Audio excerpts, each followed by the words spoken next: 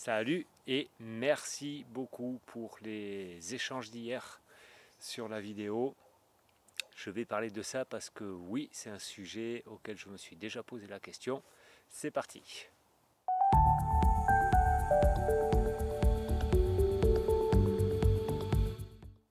Alors je vais commencer par dire que la vie est vraiment bien faite, je trouve, parce qu'il y a, je crois, 3-4 vidéos de ça, je parlais de sujets, enfin je disais qu'il y avait des sujets que j'osais pas trop encore aborder, pour plusieurs raisons. Il y a encore un petit peu la peur du jugement, mais je crois qu'il y a cette peur du jugement parce que c'est des sujets que je maîtrise pas du tout encore.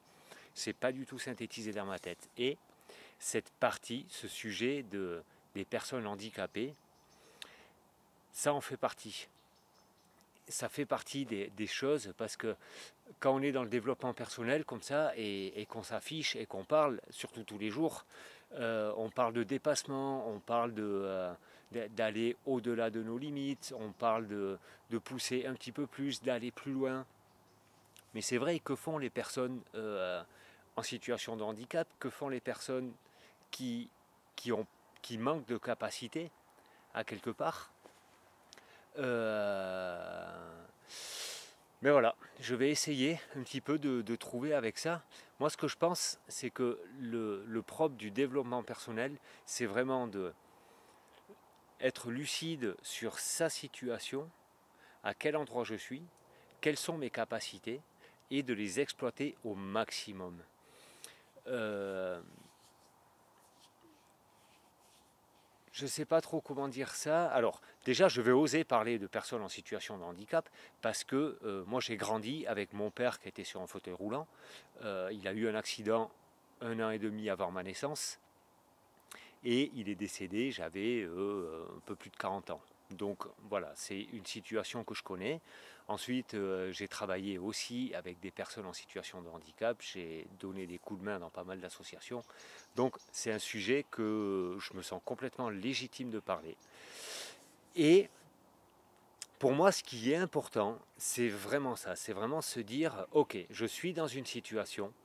C'est commencer par accepter cette situation au lieu d'en vouloir peut-être au monde entier, à la terre entière, de de la situation dans laquelle elle est. Parce que une personne en situation de handicap va avoir un autre point de vue par rapport à une personne valide, on va dire, euh, bien que je ne sais pas si on est complètement valide tout le temps dans le monde dans lequel on vit.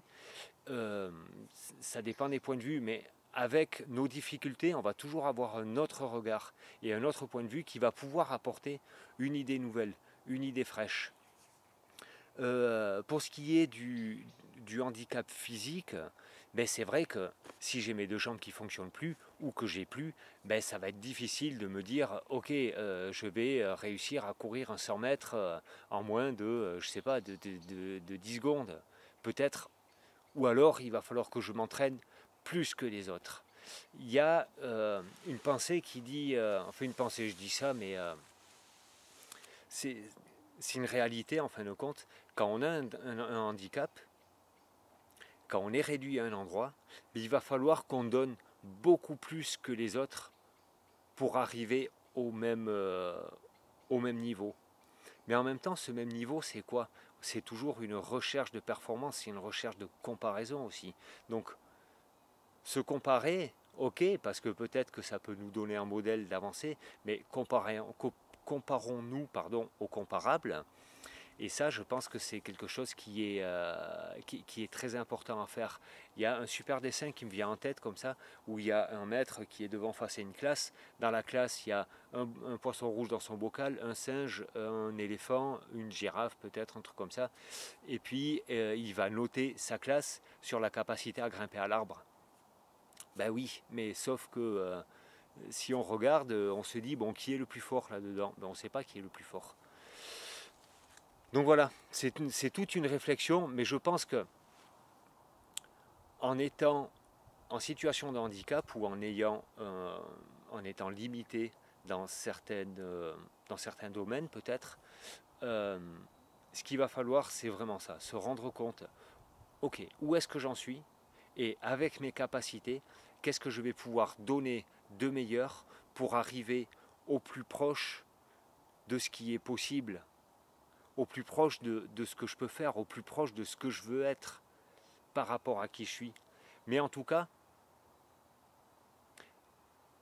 quoi qu'il nous arrive, si on en veut aux autres, il y a quelque chose à regarder là-dedans.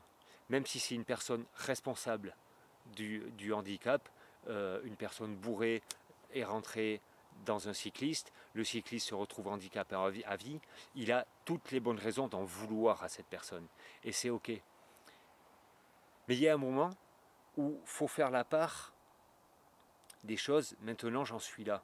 Et qu'est-ce que je fais? Je reste victime toute ma vie et victime de cet accident.